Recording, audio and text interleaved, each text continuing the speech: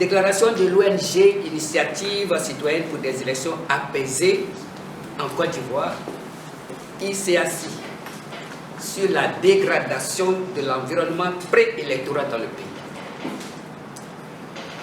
La commission électorale indépendante a entamé le 19 novembre 2022 le processus de révision de la liste électorale en vue des élections locales annoncées pour la fin de l'année 2023.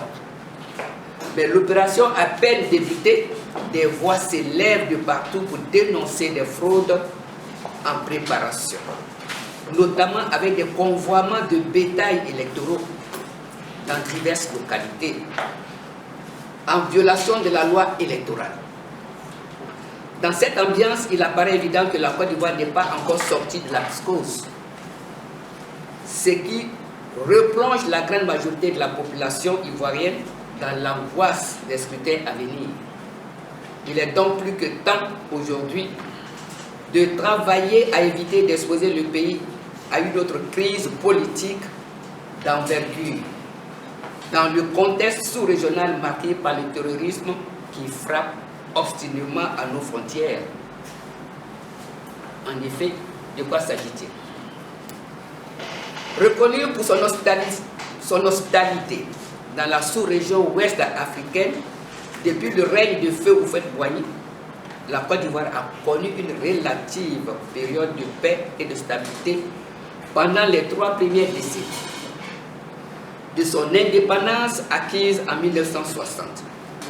Malheureusement, notre pays est entré dans une spirale de violence depuis quelques 3 autres décennies. On croyait que ces violences avaient atteint leur point culminant en 1995 avec le boycott actif de l'élection présidentielle par l'opposition. Hélas, le 24 décembre 1999, le pays a enregistré un tournant encore plus dramatique avec le premier coup d'État militaire de son histoire. Puis, la Côte d'Ivoire sera frappée par une rébellion armée de 2002 à 2011, soit un traumatisme de 9 ans. En vérité, de l'élection boycottée de 1995 jusqu'au scrutin présidentiel de 2020, la Côte d'Ivoire n'a connu que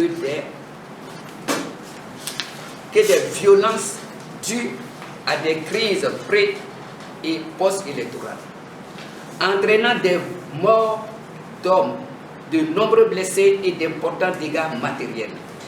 Les chiffres officiels donnés par l'ONU font état de 3000 morts lors de la crise post-électorale de 2010 à 2011, contre 17 000 morts selon le rapport maintenu secret de la Commission Dialogue, Vérité et Réconciliation, CDVR, conduite par feu l'ancien Premier ministre Charles Konan Banny, en plus des milliers de déplacés internes et réfugiés. En 2020, les violences électorales contre le 3e mandat du président Alassane Ouattara ont fait officiellement 85 morts et près de 500 blessés dans le pays. La décapitation à Daougou du jeune Guessa Kofi Toussaint et sa tête transformée en ballon de foot ont porté l'horreur de ces violences à leur sommet. Mais ces conflits ne se sont pas limités aux seules présidentielles successives. Même les élections considérées comme ayant de faibles enjeux électoraux, c'est-à-dire les législatives et les municipales, sont aussi émaillées de violences mortifères depuis 2016. Aujourd'hui, à moins d'1 an des élections locales annoncées pour la fin de l'année 2023 et 3 ans avant la présidentielle 2025, il urge de tirer la sonnette d'alarme.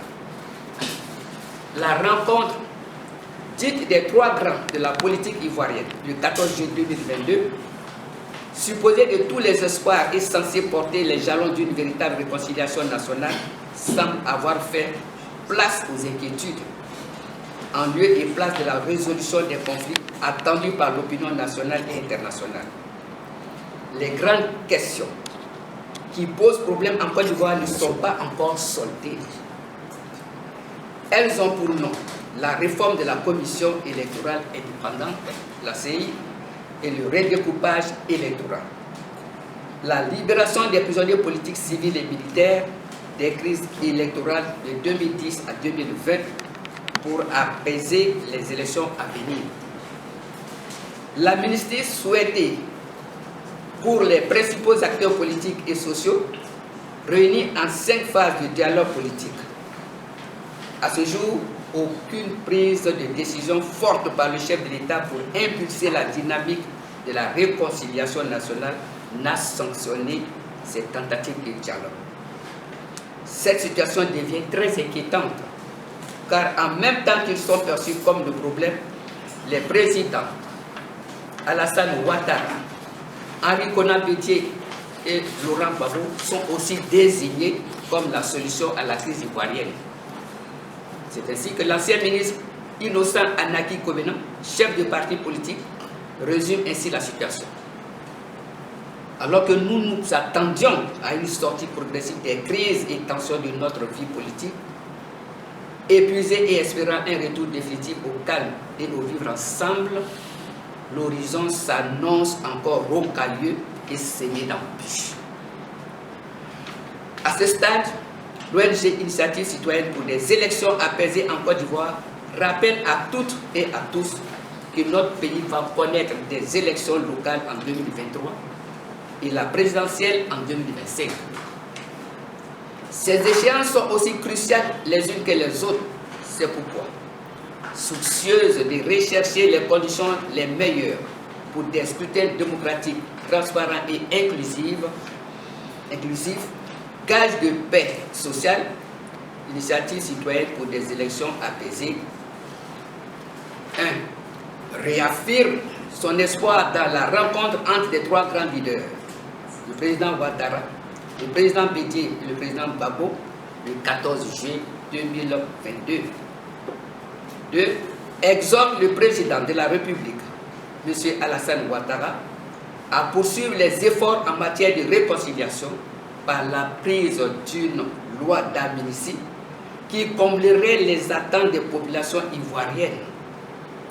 La libération de tous les prisonniers civils et politiques de la crise post-électorale de 2011 à nos jours.